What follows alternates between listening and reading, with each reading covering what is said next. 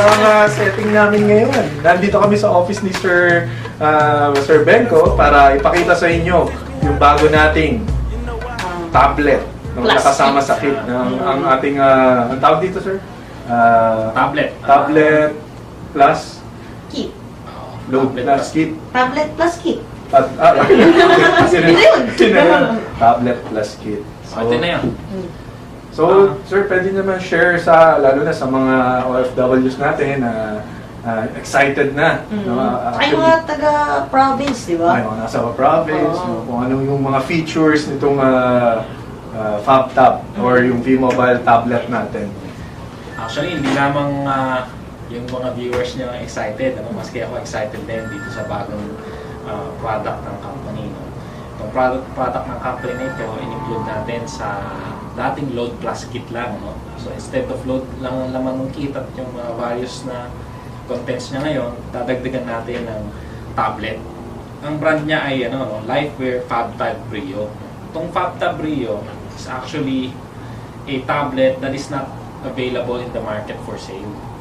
Pero gamit siya ng Smart Pro sa kanilang retention program. Meaning, kung ikaw ay isang Smart Pro subscriber at gusto mong mag-retain o mag-stay sa kanilang program for 24 months, bibigyan ka nila ng libre na ito. Ang market value is around 8,000 pesos. Pero sa atin, murang-mura mo itong makakuha dahil kasama siya sa kit. Meron ka ng tablet, meron ka pang business. So ano bang features nitong tablet na to? Okay. If you look at this, baka hindi siya gaano kasi meron siyang demo unit lang ito, no? Demo unit. Oo, kaya medyo hindi siya gaano makintab kasi meron siyang yung material niya, sir, ang material niya, ginawa natin na matibay, no? Aluminum backing. Hindi siya katulad ng mga cheap tablets na plastic ang likod. So, matibay siya. Tinatry natin gayahin dito yung napakataas na brand na Apple o iPad. Meron din siyang andito yung mga mga interface niya.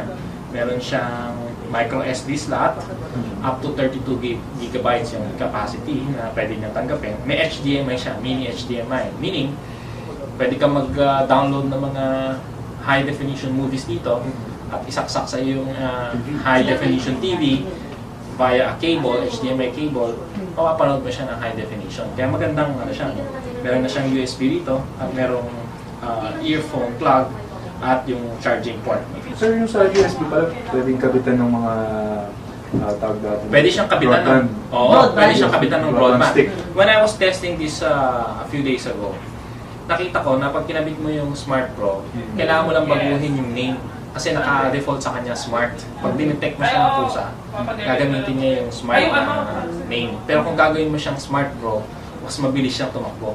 Wala lang akong Smart Pro ngayon pero napagana ko siya at mabilis naman siya mag-load. Ito yung yung basic interface niya. Meron na tayong wallpaper na V-Mobile.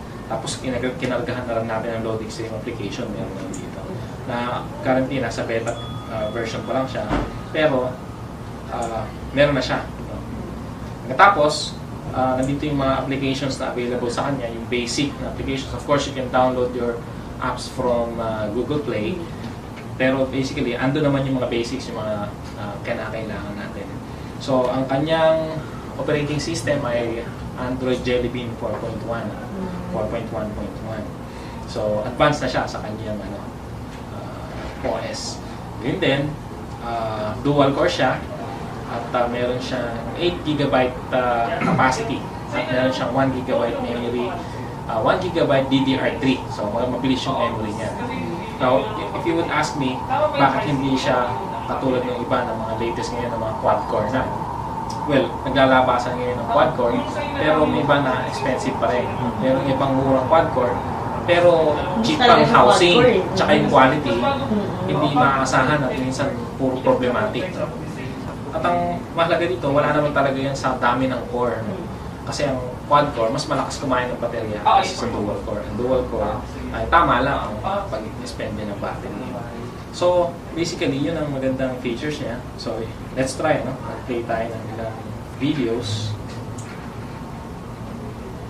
Meron kaming nilagay dito. Ayan, sir, pala yung bomb video na yan, nakalagay na yan dyan. Nilagay lang namin para i-testing, no? Pero gagawin natin yung basic.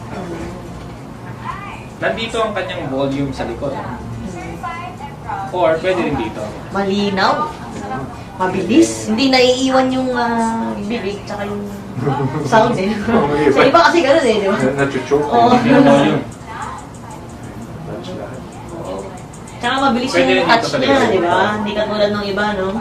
Napakadali na, hindi pa rin nakatouch. Ito, Response time. oo, mabilis. Pwede rin siya ng multitasking, no? Pindutin niyo lang ito. Maliit siya, pwede siyang lakihan. Parang yan ang hindi nagagawa ng ibang tablo. Oo. Pwede siyang i-relocate. Pwede niyo gawin yung Tapos ibang... mabilis pa din, no? Oo.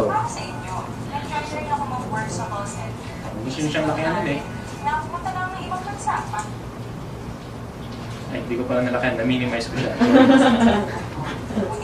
Ayan. Yan pala yan. Ayan. Okay. So, kung stop lang natin siya, gusto niyo siyang tapusin, diin lang. X. Oh, yun. Yung Yun exit pala niya. yun. So, yung warranty, yung mga nagtatanong din. Ang warranty nito 1 year at ang 1 year mga din. service center natin.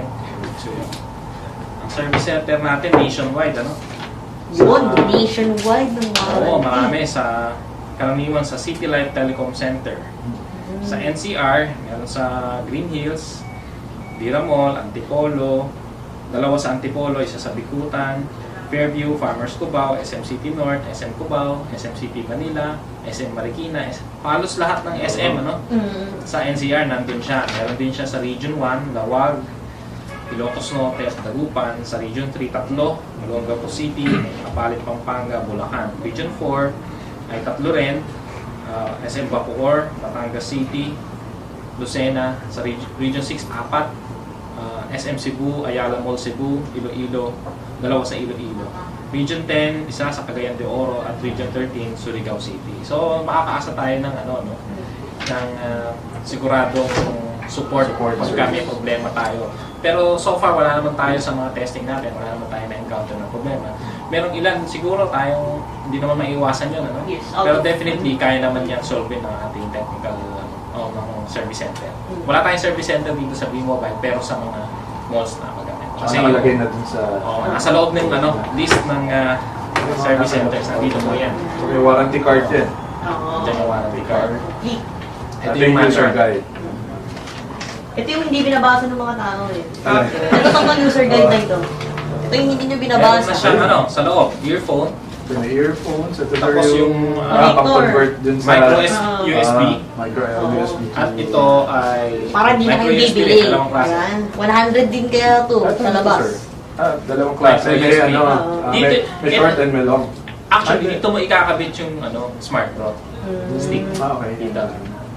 Tapos ito yung pagkakabit mo siya sa laptop. Kasi ito yung Tapos meron din charger yan, kaso yung Oo. charger Oo. nasaksak sa wall. Oo. And saan daw ito gawa, sir? Gawa yan sa Pilipinas. Ayun, Yan ang Pinoy maganda pride. dyan. Hindi So, yan, baka China daw. Oo. eh. hindi, Dapat- gawa siya sa Pilipinas, pero ang board niya ay kinuha sa Korea at merong ilang parts na galing sa Taiwan. Ang ganda pala dahil Pinoy Oo. pride. Na-promote natin yung product natin yan. Ang opisina niyan, ang pagawaan niya sa Libis. Sa East. Tsaka hindi naman nabibili ito sa labas, di ba, sir? Hindi. Nakukuha na siya, sabi ko nga kanina, sa retention program ng Smart Pro. Pero hindi lang sa Smart Pro lumalabas, maski kay V-Mobile makukuha na rin siya. Yun. So, parang pwede natin sabihin na exclusive talagang Yes. mobile Oo. tab natin. Oo. Yung iba na nakakuha ng ganito sa kanilang Smart Pro Retention Program, binibenta na lang ng 8,000. Oo. Pero lumalabas parang second hand na. Oo. Kasi Yung nakuha na na-open nila eh. yun, Oo. tapos binibenta na lang nila. Mm. Merong iba naman na nagamit na yung ganito nila, binibenta nila ng 6,000 to 7,000. So second hand yun. Pero sa atin, bibenta natin ng brand new. So, pag pwede rin to, sir, kanyari, gusto nila, ito lang. Pwede rin, di ba, sir? Pwede na. Meron din tayong QT package nito. Ayun. At meron din tayong basic tablet Tablet. plus activation kit. Yun. Para dun sa Pero mga- as of now, ang magiging available yung My Life Pro tablet plus Kit mo kit. na. Doon muna siya available. Pwede rin tayo makabili pala. Oo. Parang yung mga existing members na gusto mo Ang maganda dito sir, talaga yung kung nandito na yung mga presentation. Ang presyo niya kung kasama ng kit ay 6,498. Kung kasama nung QP kit or QP kit. activation, basic tablet plus activation kit. Gano'n ka-taas yung QP nito sir? Around 58 days ata. 58 days. Tapos 100 pesos. 100 pesos. 100 pesos ang product patronage points. Ay, maganda, no? Kasi mo kada bilhin ng TP mo, may 100 ka agad. Di ba? Ay, maganda. May QP pa. Tapos magagamit ka, magpe-present siya ulit. So, magkano siya ulit ang pay-in? 250 Pwede naman. rin dito yung PowerPoint ba sir? Oo, pwede yan. Hindi pa lang namin na-load kanina dahil nga sa nasa meeting yung marketing. Pero definitely pwede yan kasi meron siyang application na pang office. Ang tawag yata nila doon ay Kingsoft. So reader siya. Kingsoft ang kayang mag-play ng PowerPoint. So sir, after niyan, ano pa yung mga future plans niyo sa V-Mobile natin? Umpisahan natin sa tab.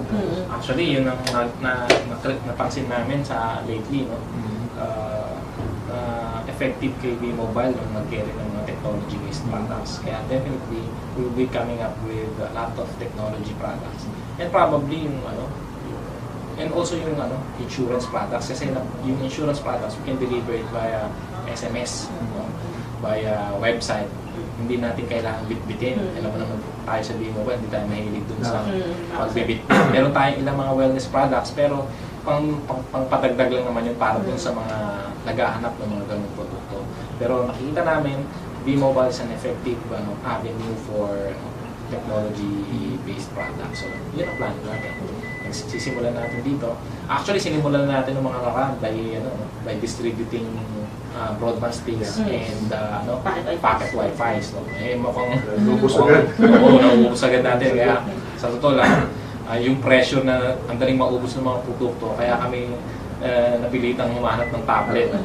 Kaya tama naman itong partner namin, dati rin naman namin itong kausap. Pero ngayon, iba kasi na yung tablet na introduce nila. Ang 8-inch tablet, dati 7 inches lang eh. At yun yung common na na binibenta sa labas ngayon at the price of 8,000 or a little less. 7 inches lang, ito 8 inches. I forgot to mention, ang gamit niyang screen ay IPS. Kung yung gamit ni iPhone na screen, yun ang gamit nito. Kaya magandang klase. Ang camera niya ay dalawa, Hindi katulad ng iba na isa lang ang camera. Ito, merong front at back. Yung front niya, VGA resolution, ito 2 megapixels yung likod. Hindi mo naman kailangan na malaking megapixels kasi yun ang pagkakamali ng karamihan ng tao. Akala nila mas malaking megapixels, mas okay. Pero hindi nila mas malaking megapixels, mas malaking kinakaing space. At hindi mo naman kailangan, kung magpuproduce ka na, magpiprint ka ng billboard size na print out, yun, baka kailangan mo ng 20 megapixels. Pero Facebook. Pero kung pictures lang, print mo lang sa bond paper o sa mga photo paper na 4R, 3R, okay na yung 2 megapixels. So, yun ang bago natin, FabTab Brio, partner natin dyan, Lifeware. Bakit FabTab? Sa dahil... Ferdinand Alan Beng. Ayun. Joke lang. Bakit Lifeware? Bakit Lifeware? My God. Lifeware. Talagang tutugma lahat eh. So sir, baka may mga gusto kayong sabihin sa mga OFW natin, lalo na yung mga nasa province, mga technopreneurs Ayun. natin. Sige. Doon sa aming mga members at mga potential members sa ibang bansa at sa mga provinces, maraming salamat po at ina-encourage ko kayo na patuloy na manood ng Teach Me How to Do V, programa nila Ramil at nila Aislinn ko. Maraming natutulungan itong programang ito. At makakasa rin kayo sa side naman ng V-Mobile Technologies, patuloy kaming gagawa ng mga innovations. Yun naman talaga tayo rin naman talaga nagpasimula ng lahat ng innovations na tayo lang naman yung ginagaya ng karamihan ng kumpanya.